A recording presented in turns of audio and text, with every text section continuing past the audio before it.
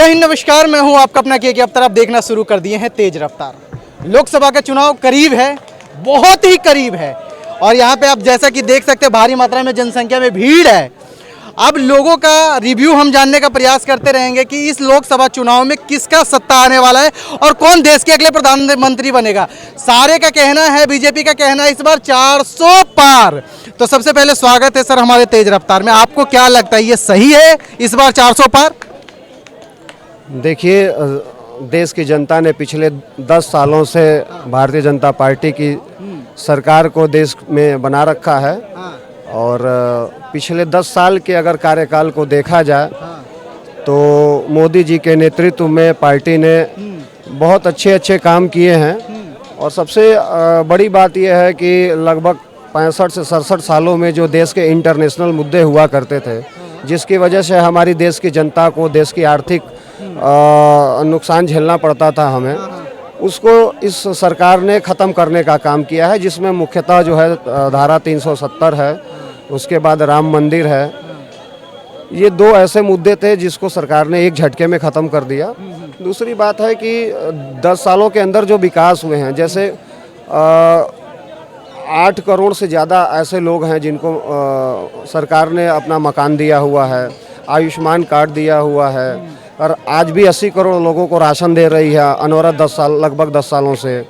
तो ऐसे बहुत सारे इंफ्रास्ट्रक्चर में आप देख लीजिए, पूरे देश में हर जगह अच्छे रोड हैं, ब्रिज हैं। तो ये सारी चीज़ें जो है इन 10 सालों में बहुत काफ़ी अच्छे लेवल पे काम हो रहे हैं। जनता इससे काफ़ी खुश है। और मेरा ये मानना है कि ये 400 पार का जो आंकड़ा है, मेरे हिसाब से पूरा होना चाहिए। पूरा कम हो ज़्यादा हो बात उसकी नहीं है। बात यह है कि सरकार को फिर से आनी चाहिए ताकि देश के भविष्य में अब कुछ अच्छे फैसले और अच्छा काम किया जा सके। सर, आपने इतने कामों का गिनती गिनवा दिया, लेकिन फिर भी विपक्ष का रोज कहना है कि देश में बेरोजगारी बढ़ गई, महंगाई बढ़ गई है, भुखमरी बढ़ गई है।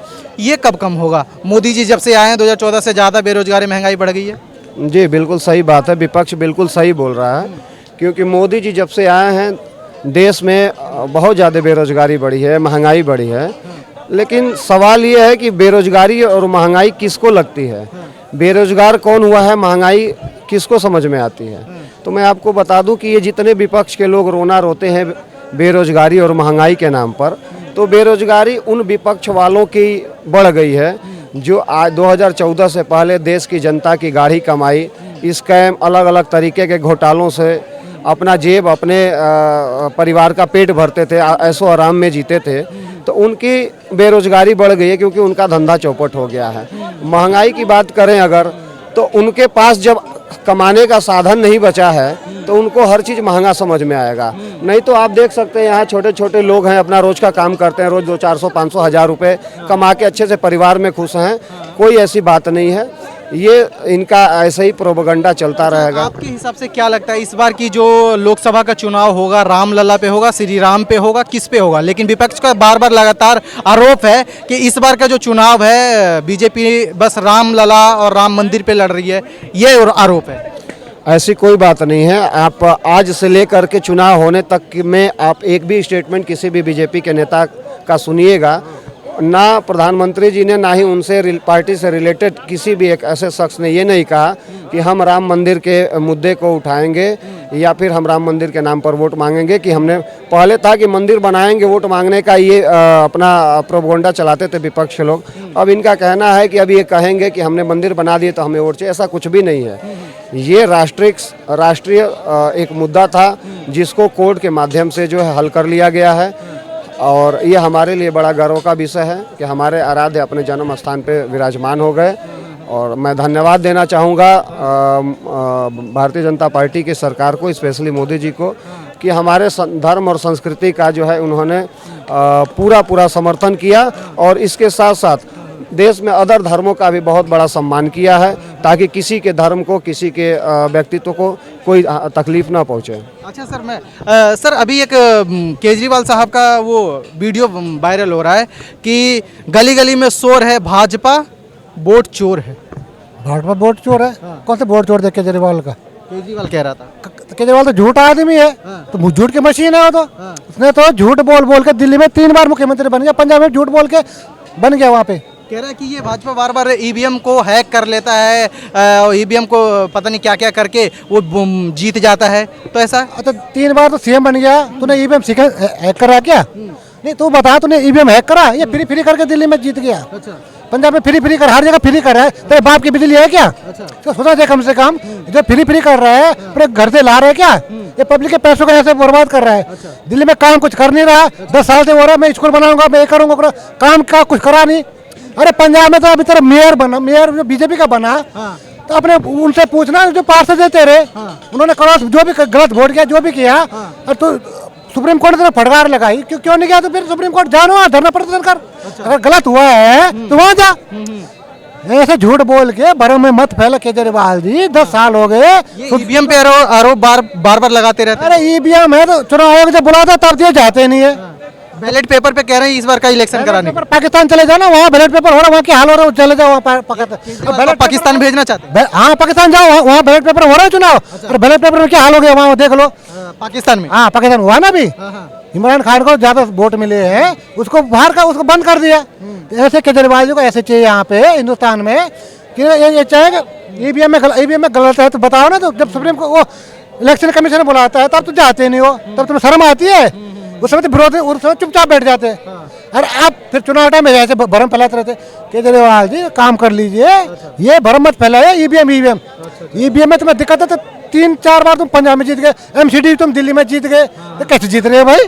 तुम हैक कर रहे हो क्या?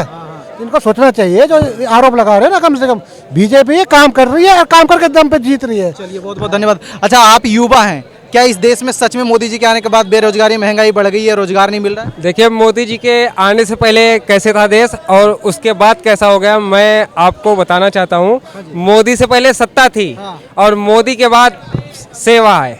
मोदी से पहले समस्या थी और मोदी के बाद समाधान है।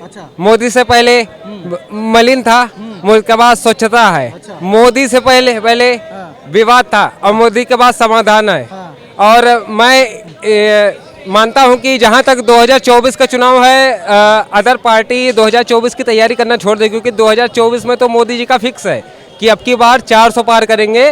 और 2029 पे कहीं योगी जी आ गए ना, तो फिर तो जितने गुंडा माफिया हैं भारत में 29 प्रदेश है, 28 या 29 प्रदेश हैं, उसमें से अगर कहीं योगी आ गया तो जितने भी गुंडा माफिया हैं सब के सब गायब हो जाएंगे। और अभी हम 2024 देखें नहीं, आप 2025 की 2029 की बात कर रहे हैं। 2024 में राहुल गांधी भारत यात्रा निकाल रहे हैं, फिर भारत यात्रा के साथ साथ भारत न्याय यात्रा निकाल रहे हैं। और ऐसा तो नहीं है कि इस बार के कहीं 2024 के लोकसभा में जड़ से खत्म कर दे प्रधानमंत्री को, नरेंद्र मोदी को? इतनी आसान बात नहीं है कि माननीय प्रधानमंत्री मोदी जी को हराना आसान बात है, क्योंकि प्रधानमंत्री जी ने भारत में नहीं विदेशों तक का नाम किया है।